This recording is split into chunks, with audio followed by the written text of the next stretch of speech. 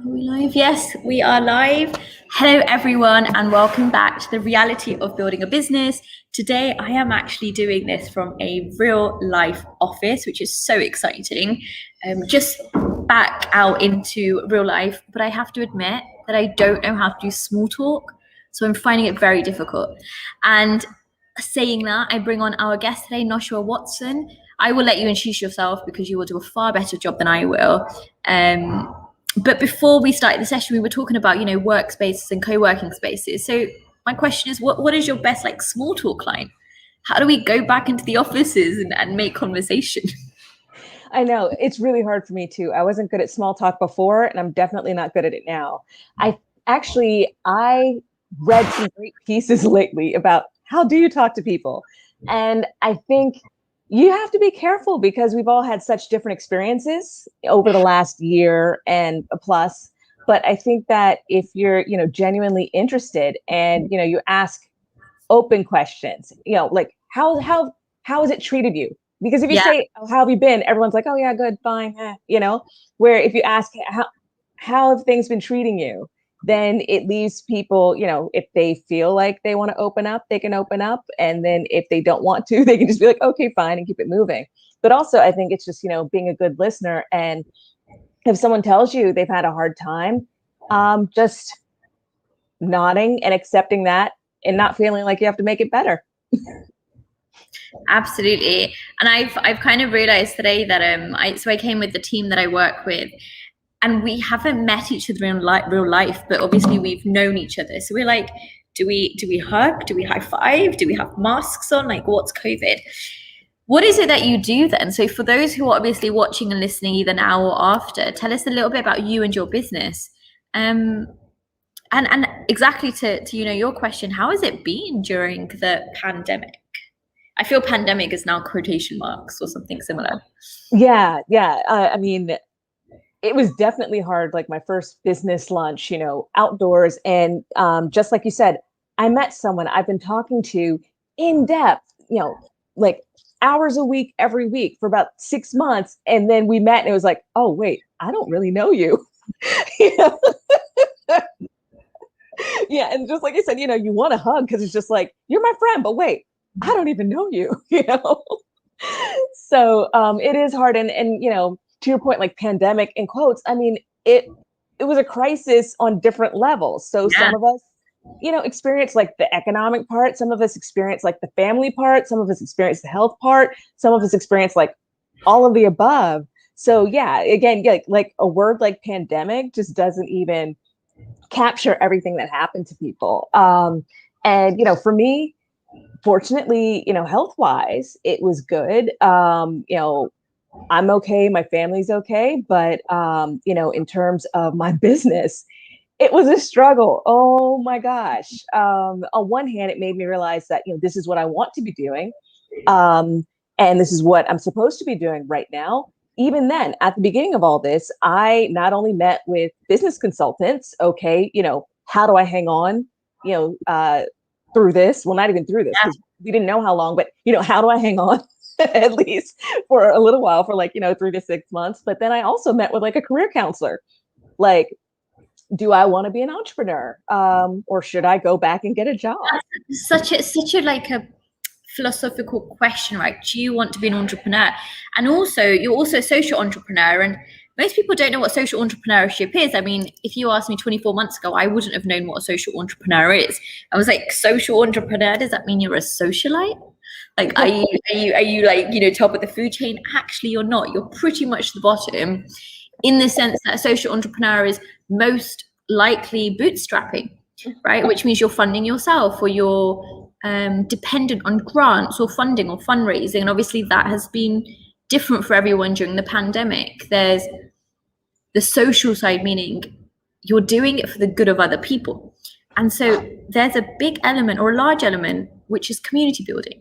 And that is stressful. That is tiring, right? Like, you are always on. I don't know about you, but I found that when you're always on, you're always there to talk to people, to give them advice, to lean in, because the social part of social entrepreneurship is you actually have to have a social community, otherwise your business doesn't work.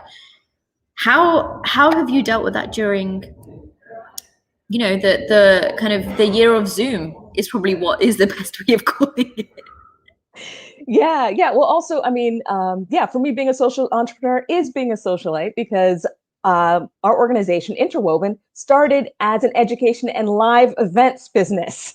So, I was organizing parties. And so I mean, it was brutal to be able to have to just stop doing what we're doing, just especially when we felt like we were really about to take off.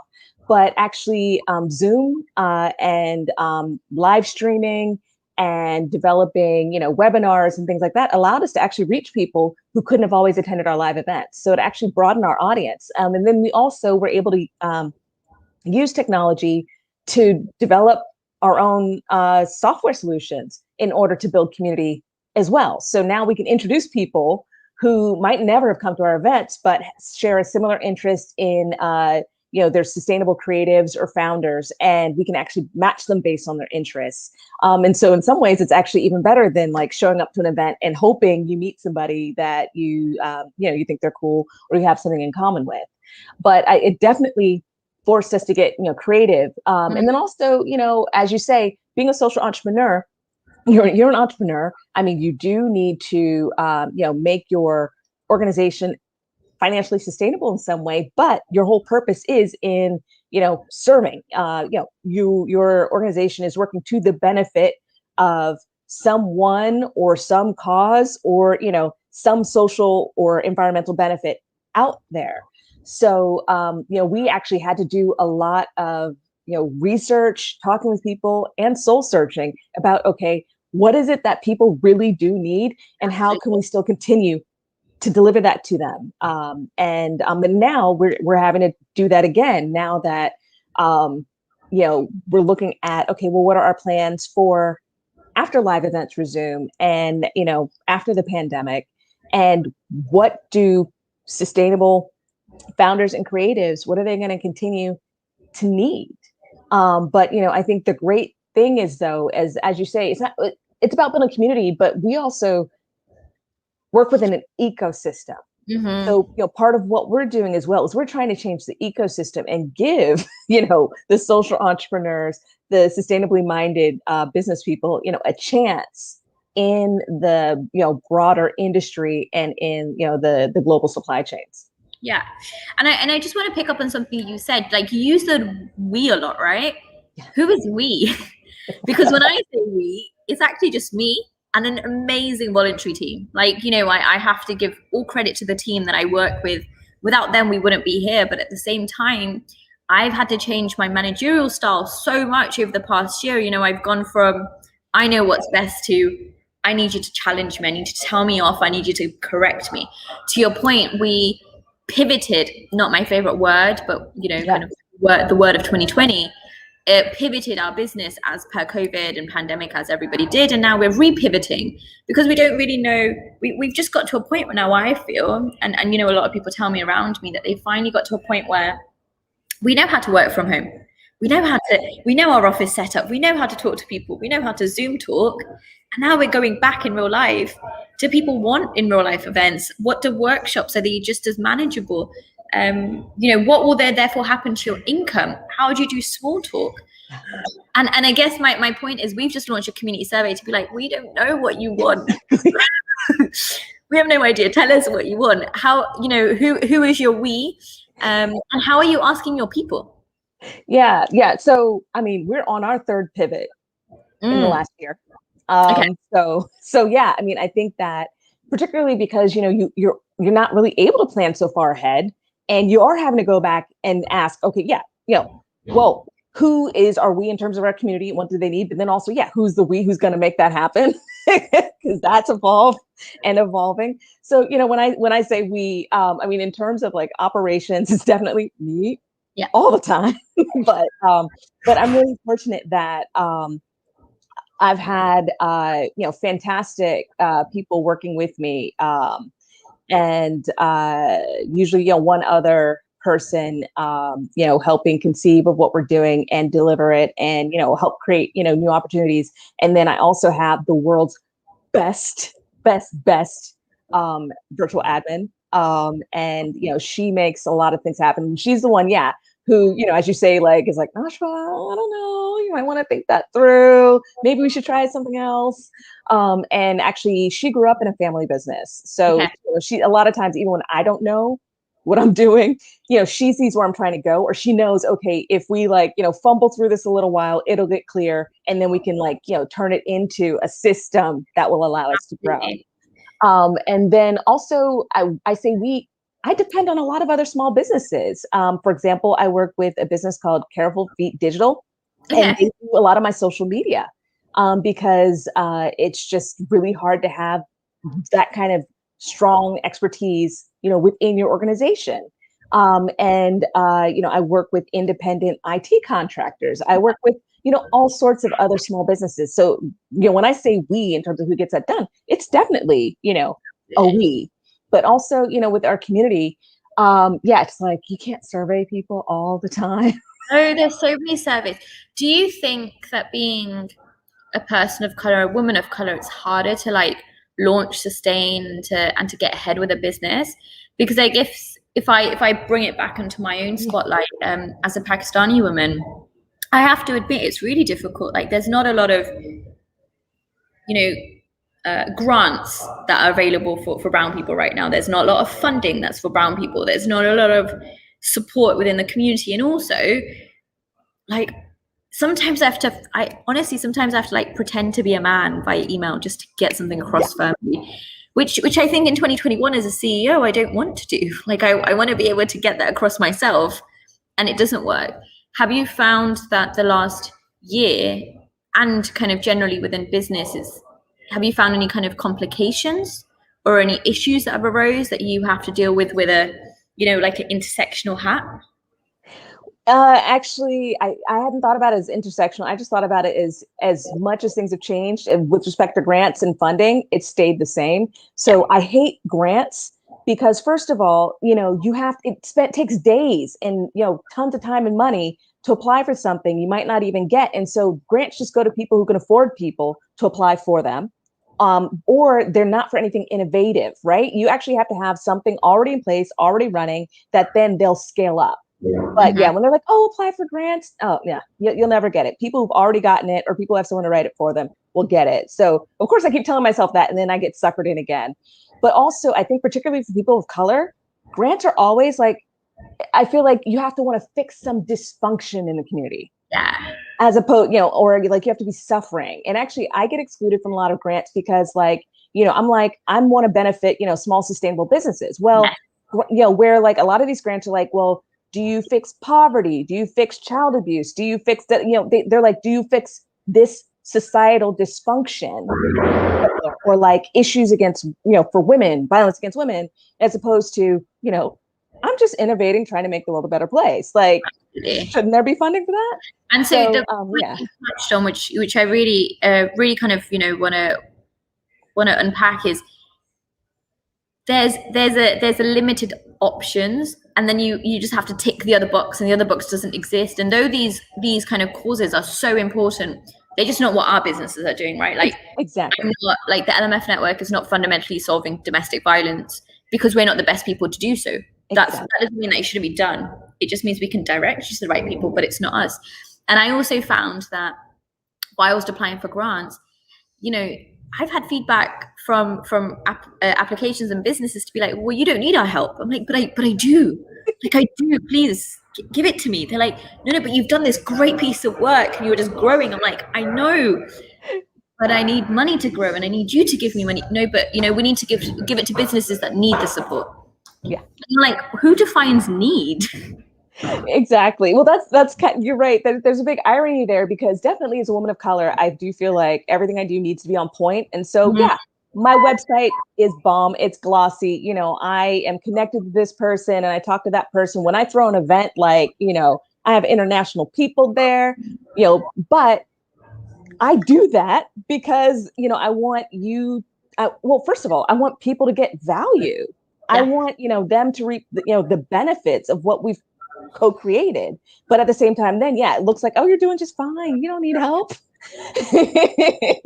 So, but what I've done is I now, have a coach who is helping me develop my business plan and, create different, products and services, so I can, scale and grow, my organization, because obviously also I can't be out there all the time. Whatever, Interwoven does will be a reflection of what, I and other people have, created. There's a little piece of me out there, but yeah, there's going to be a point where, yeah, I can't be everywhere, all the time. And so it's just like any business that way. Absolutely. And the kind of the other point that I'd like to touch on is, you've spoken about Interwoven, but you have more than one income stream. Yes. So how do you balance the different hats? So I have like 5 income streams, and I've realized that I'm not really aware of that until someone asks me. And I'm like, how do I balance? Well, at this point, I'm just literally chunking and scheduling my calendar to be like, I only focus on this here, and I only focus on this here. And I'm trying to take Fridays off. The whole point of being an entrepreneur is so I don't have to work one day of the week. I don't know if that's the same for you. No, it's definitely the same for me. By the way, it's called having a portfolio career. Yes. But also, no, I definitely believe in, well, I don't say taking Fridays off, because I rarely manage to do it, but it's more, I don't schedule meetings on Fridays. Okay. So I have the time and energy to reflect.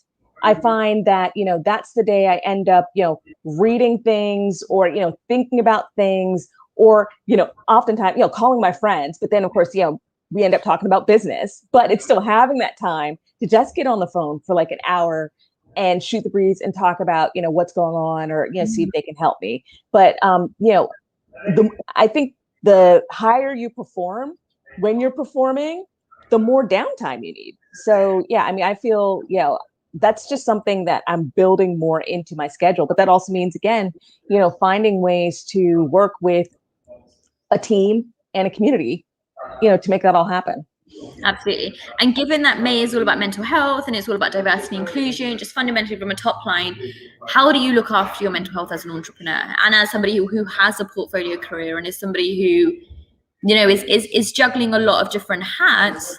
What do you do, and equally, what is your advice to others? The number one thing I do is say no. Okay. If it's not a hell yeah, it's a no. So that's number one. But also all the things, that I do, whether it's working out, or time with my friends, or time for me, I put that on my calendar. It's equal priority with work stuff. And, so it doesn't get booked in. I have, schedule alerts go off, notifications go off for the me stuff, the same way I do the work stuff. So I have to stop the work stuff because it's time to do the me stuff. And, I just learned the hard way that I have to make that an equal priority as the things that I'm accomplishing. But I think the most important thing is that there are things that money can't buy. Mm-hmm. Your health is one of them. Your reputation as well, but your health is one of them. And so, think about the things that you do for money. So why wouldn't you do just as much, for your health, your family, or, your personal integrity? And absolutely. And just kind of on the money note and the time note, I have spent the last, I would say, about 9 months being in my head and being like, I can do everything, and I should do everything, and nobody else should do it except me, and blah, blah, blah, blah, blah. And this week I'm like, I am going to outsource because it's not worth my like mental headache, right? I spend like 3 hours a day on my emails. Mm-hmm. It doesn't matter what I'd be doing for those 3 hours. I could go to the gym, I could go to the sauna, I could go for a walk, but it just means I won't be sitting on my screen. And so, I guess for anyone listening, I've learned that if I'm earning so much, or I'm earning, thankfully, outsource. To your point, hiring a VA. I've just spoken to someone to come on as my comms manager. I've got someone leading operations. Like, think about which skills you can do and which ones you can't do. I can facilitate. I deliver the workshops. I can't have somebody else do that. But I can have someone doing the operational side, the process side, and most importantly, the sides that I don't really kind of cater towards, or I'm not the best at. Or to your point, doesn't make me go, hell yeah, like I really want to do this. Replying to emails doesn't do that for me. Absolutely. But for some people it does. Yeah, exactly. For some people it makes you feel like you know what's going on, and you feel the flow and the dynamics and everything like that. No, so my business coach actually, yeah, because I thought, oh, I know what there is to know about time management and energy management, whatever. And then he's like, well, your business needs to make enough to pay the people who work in it, but also pay you. And he's like, well, how much would it cost to replace you and replace the things that you do?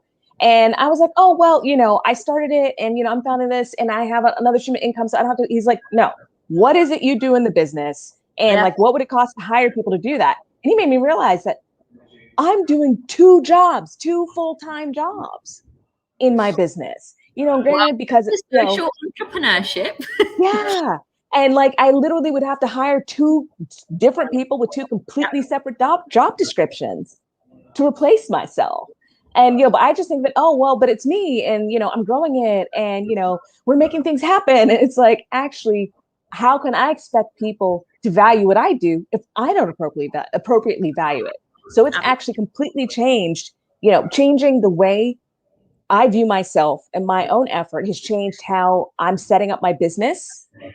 And, will also, I think, change the viability of my business, because now I've planned for that value. I've built that in. Absolutely. And so as we start wrapping up, we've had a great conversation and we try and limit this to about 20 minutes because we understand people's attention spans. What is it that you do? How can people get in touch with you? And is there anything cool coming up that you'd like to share?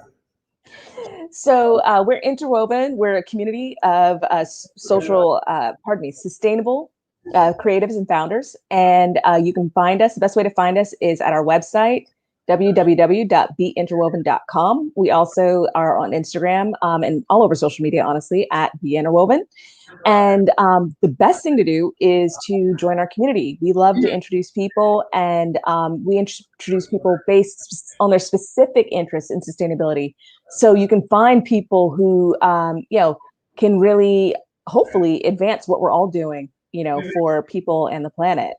But that's definitely the best way to, get in touch with us. You can always send us an email, and and it is a we, we'll make sure, if it's like a program you're interested in or people you want to meet, we do our best to try to facilitate that.